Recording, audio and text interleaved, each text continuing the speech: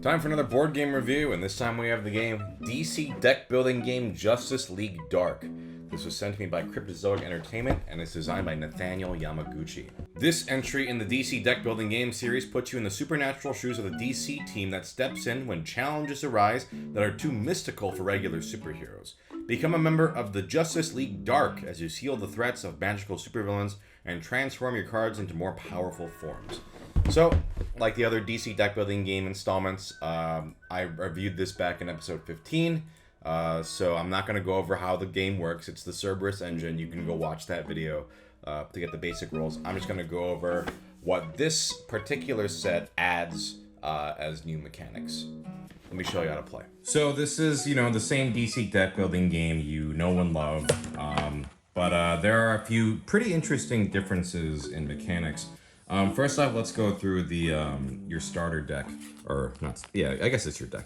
So we've got cards like Sealed Defense. It has the Transform keyword. You may pay 3 power if you do seal this card and gain Defend into your hand. I'll go into what transforming and sealing is in a bit. And then there's also Incantation, another Transform card. You may destroy 4 sealed cards if you do seal this and gain a Mystic Ritual from its stack into your hand. So let's go into what these keywords mean. So the first one is sealing. So whenever a card tells you to seal something, you place it into your score pile. So let me just show you some examples of, here's one. Felix Faust. Transform. If you have 4 or more sealed equipment, you may seal this card. If you do, gain Felix Faust Unbound into your hand. Otherwise, seal an equipment from the lineup. If you cannot, plus 2 power. So this guy, whenever you play him, if you don't have 4 or more sealed equipment cards, you can seal an equipment from the lineup. It goes into your score pile.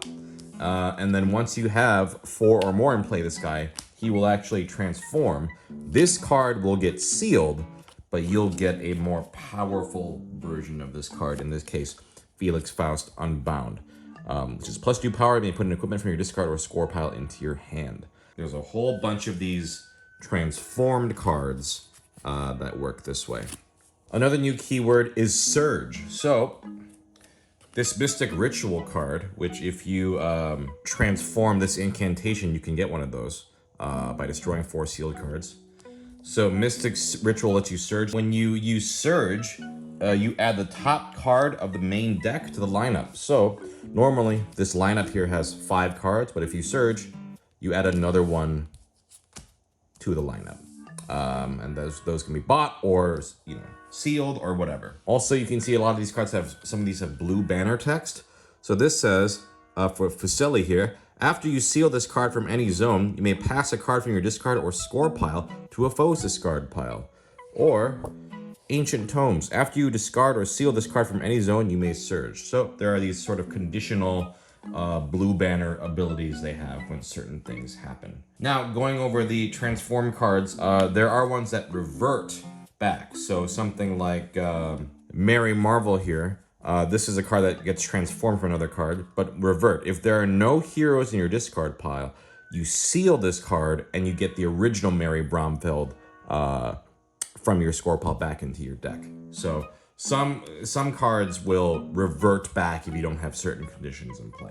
Other than that, the other main difference is weaknesses. Weaknesses in this game, you can actually choose to play them and return it to the stack. So, these are discard 2 cards. So normally weaknesses stay in your deck no matter what until you destroy them. But if you play a weakness, you suffer the penalty where you discard 2 cards and then it is put back into the stack, which is a little more forgiving. Otherwise, I'll just show you some of the cards, some of the character powers, but that's pretty much the main difference. So we got characters like Man-Bat. The first time you play a villain each turn, plus 1 power. The first time you play an equipment each turn, you may discard a card. If you do, draw a card. Ragman, each time you seal a villain, plus 1 power.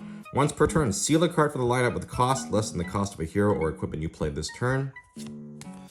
Or Dr. Fate, the first time you seal a card each turn, draw a card. So obviously a lot of them are based around sealing and that sort of thing. I'll show you just some of the cards here, just to give you a taste of what the cards look like. Clarion, plus 3 power, reveal the top 3 cards of your deck, draw a revealed card with the cost 3 or less, and put the rest back in any order. Well, here's the Mary Bromfeld regular card. Transform, you may discard a hero or villain and seal this card. If you do, gain Mary Marble New Champion into your hand.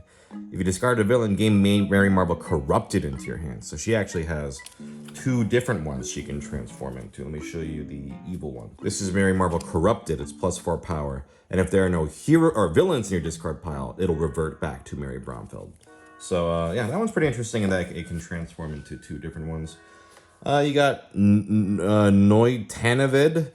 Draw 2 cards, put a card from your hand on the bottom of your deck. The Scarab Necklace, this is a transform card. If you control 5 or more cards with different card types, you may seal this card and gain Black Adam Corrupted. Otherwise, draw a card, you may destroy a card in your hand, discard pile, or score pile. I'll show you Black Adam Corrupted, sure. Black Adam Corrupted, you may put any number of cards with cost 5 or less and different card types from your discard pile into your hand if you choose not to, +3 power. And then Tree of Wonder ongoing. The first time you play a transform card, each turn draw a card. And yeah, otherwise there's a villain pile, or super villain pile. I won't spoil those, and obviously I won't spoil too many of the cards. But obviously the main gimmick of the game is seal those cards into your score pile, get bonuses, transform some of them, and you know, just build combos. And that is this game. So I'm torn about this set because I think the gameplay is actually extremely fun. Sealing the cards to power up cards is very satisfying, and I like that the game lets you, surge to try to add more cards to the lineup to find specific cards to seal. You really do feel like you're building up this sort of collection of power in your bank as you go, and then transforming the cards with those sealed cards also feels very thematic and satisfying. I do also appreciate that the weakness cards in this game can be played to get rid of them. In previous sets, sometimes you were just shit out of luck because if you don't have the right cards, you're stuck with those weaknesses. So this makes more sense to me. Now, with all that said, I don't know how well balanced this game is. So, for example, this card Eclipso, you get +1 power for each sealed hero. The way to get him is this transform card, Heart of Darkness, where if you have 5 or more sealed heroes, you may seal this card and gain Eclipso into your hand. Otherwise, seal a hero from the lineup if you can't get 2 power. So this card will just let you, seal heroes, and then eventually you'll be able to get this guy. These are too powerful. Like, I ended up getting 2 of these guys because it's not that hard to, get enough heroes to do it. And it was satisfying to earn them, but then I just wiped the floor with my opponent. So it feels like, as fun as these cards are, you can just run away with the game if you get too many of these really beefy cards. I would honestly rather see this system in a cooperative game. In cooperative deck builders, I don't mind if things are overpowered because in that context, it feels good. Even if your teammate is the one who has an overpowered deck, it's satisfying to watch because you're on the same team. So it's like, great, it's for the team. I'm glad you have an overpowered deck. But in this case, as someone who experienced, I got this hugely overpowered deck. It was really fun, but it did feel kind of bad. Like, oof, yeah, there's kind of nothing you can do at this point. So I'm torn. I think mechanics-wise, I really like the sealing and transforming. I think it's one of the most fun sets I've played in this series. But I do think it's very swingy, and it can lead to really unbalanced and uneven games.